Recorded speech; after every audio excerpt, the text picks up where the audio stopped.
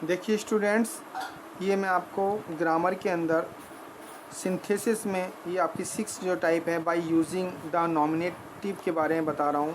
बहुत ध्यान से समझिएगा, बहुत इजी है।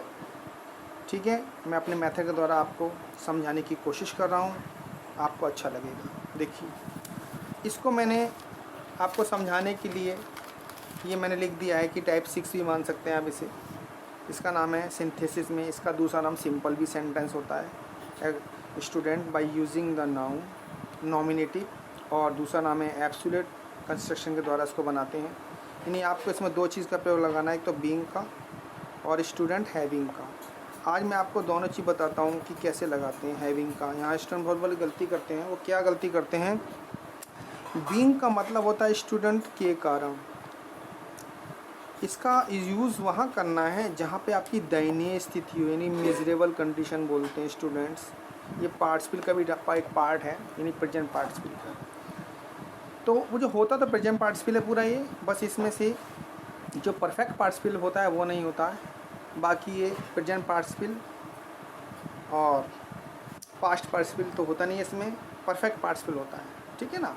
फिर इससे सुन लीजिए, बीइंग का मतलब होता है के कारण। ये दयनीय स्थिति बोलते हैं इंग्लिश में, दयनीय स्थिति। दयनीय स्थिति का स्टूडेंट मतलब होता है कोई अंधा, लूला, लंगड़ा, काना, परेशान, कोई भी प्रॉब्लम होती है उसको दयनीय स्थिति बोलते हैं इंग्लिश के अंदर। तो वहाँ पे इसका प्रयोग करते हैं। जैसे मैं आपको एग्जांपल दे रहा हूँ, मैंने बोला ही इज़ पुअर, वह गरीब है, full stop, he can not by A car, वह कार नहीं खरीद सकता। आपको दो बात को एक में कन्वर्ट करना है, क्योंकि यहाँ पे दयनीय स्थिति हो गई ना, क्या होने के कारण? गरीब होने के कारण। तो ध्यान रखना है स्टूडेंट, पुअर हमारा एडजेक्टिव वर्ड है, तो एडजेक्टिव से पहले बीइंग का प्रयोग लगाते हैं। तो यहाँ बोल सकते हैं बीइंग पुअर। कंपटीशन में ध्यान रखना, एडजेक्टिव से पहले बीइंग लग जाता है तो वहाँ पर दयनीय स्थिति शो होती है। बीइंग पुअर, क्या? गरीब होने के कारण। सब्जेक्ट को स्टूडेंट्स एक बार लिखना है, he can not by A car students. ठीक है स्टूडेंट, यहाँ पे दयनीय स्थिति हो गई। और ले लेते हैं स्टूडेंट, मैंने बोला सपोज सी इज़ ब्लाइंड, वह अंधी है ना। शी कांट या कैन नॉट रीड प्रॉपरली, वो ठीक से नहीं पढ़ सकती, पढ़ ही नहीं सकती है वो, यानी कि तो आपका दयनीय स्थिति क्या होगी? Being blind. क्या बोलेंगे स्टूडेंट? Being blind. इससे स्पीकिंग भी कर सकते हैं स्टूडेंट। बीइंग ब्लाइंड, अंधा होने के कारण। सी कांट या कैन नॉट रीड, या प्रॉपरली लिखिए चाहे मत लिखिए, मेरा तो आपको समझाने का उद्देश्य था कि बीइंग कहाँ लगाते हैं। बीइंग कहाँ लगाते हैं? जहाँ पर एडजेक्टिव शो होता है, यानी क्वालिटी शो होती है। अंधा, लूला, लंगड़ा, करे, पाना, परेशान, कोई भी प्रॉब्लम्स हो तो आप लगा सकते हैं। फिर स्टूडेंट इसकी दूसरी काइंड है हैविंग। पहले मैं आपको हैविंग का यूज़ सिखाता हूँ। हैविंग का मतलब होता है स्टूडेंट के कारण, सॉरी के बाद। स्टूडेंट इसका प्रयोग वहाँ यूज़ करते हैं जहाँ पर स्टूडेंट एक बार काम समाप्त हो जाने के बाद कोई भी काम स्टार्ट होता है। जैसे मैंने बोला ही रॉट ए लेटर, उसने पत्र लिखा, फुल स्टॉप, और फिर लिख दिया उसने ही पोस्टेड इट, उसने उसको पोस्ट कर दिया। तो क्या करने के बाद? पत्र लिखने के बाद। तो हैविंग के बाद हमेशा स्टूडेंट थर्ड फॉर्म का यूज़ करते हैं, यानी वर्ब की थर्ड फॉर्म यूज़ होती है। ठीक है, थर्ड फॉर्म यूज़ होती है। जैसे यहाँ पे हैविंग शुरू में आ जाएगा, हैविंग थर्ड फॉर्म लगाइए, return, WRITTEN, having return a letter, पत्र लिखने के बाद। और सब्जेक्ट को एक बार यूज़ करते हैं ना, ही पोस्टेड इट। अब सेंस क्या निकला स्टूडेंट? अब सेंस निकला कि पत्र लिखने के बाद उसने पत्र को पोस्ट कर दिया। तो जहाँ कहीं भी स्पीकिंग करते समय कोई लेटर ऐसे या कुछ भी आपका पैराग्राफ बना रहे हैं, जहाँ पर बाद सेंस निकलेगा वहाँ पे हमेशा हैविंग का प्रयोग करते हैं स्टूडेंट्स।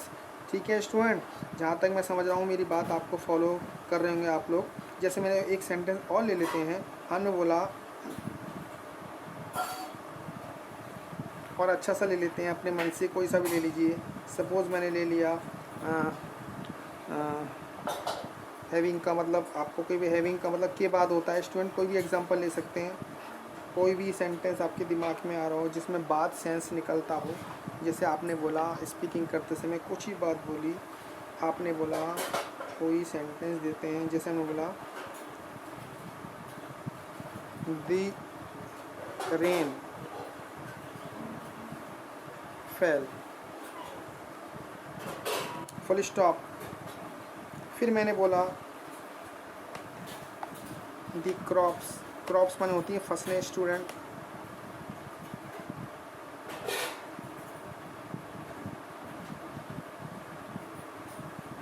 क्रॉप्स माने फसलें होती हैं ना।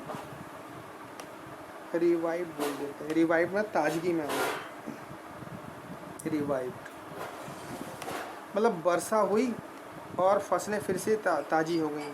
तो क्या होने के बाद, वर्षा होने के बाद फसलें फिर से ताज़ी हो गई, तो हम हैविंग लगा सकते हैं। और हैविंग के साथ स्टूडेंट कौन सी फॉर्म आती है, थर्ड फॉर्म, है ना।